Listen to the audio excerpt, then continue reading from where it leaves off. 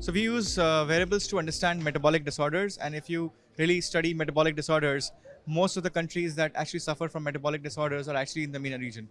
So if you just do a Google search and say that which are the countries that have the highest amount of diabetes incidence, you'll actually see that the top 10 countries actually are all in the MENA region here, right? So I think what we are trying to do essentially is to create like a biowearable, which essentially is in the form of a glucose monitor, which you can use on your body to understand more about your metabolic health.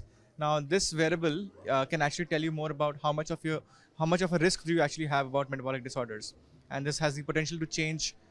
You can say the understanding of how which foods essentially affect your health, which lifestyle decisions actually affect your health, all of that.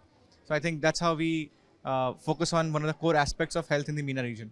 Well, if you look at the last 3 years, actually, from 2020 till now, these 3 years actually have been about healthcare.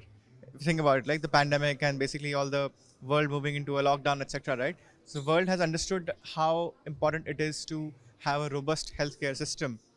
And what's actually happening now is that more and more data, apart from all new technologies like CRISPR and wearables coming into picture, what's essentially happening is that more and more data is getting generated about health.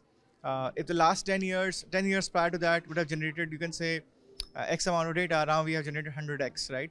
I read something that in the last 2 years, we generated like 100 years worth of health data. So that's amazing, right? I mean, it's first time in the human history that we're generating so much of health data, and I think this is what's actually the biggest wave in the healthcare sector. So I'll speak for our industry. So wearables are amazing in terms of the ability that they have in terms of like understanding human health data and also giving people actionable insights. It started with obviously steps trackers coming into picture maybe 10, 15 years back, but now you can actually measure what is the metabolic risk on real time on your phone. And tomorrow we'll be able to understand what your inflammatory markers are. So years and months before disease has actually occurred in the body, you could actually figure out what do you need to do to prevent those disease markers in your body.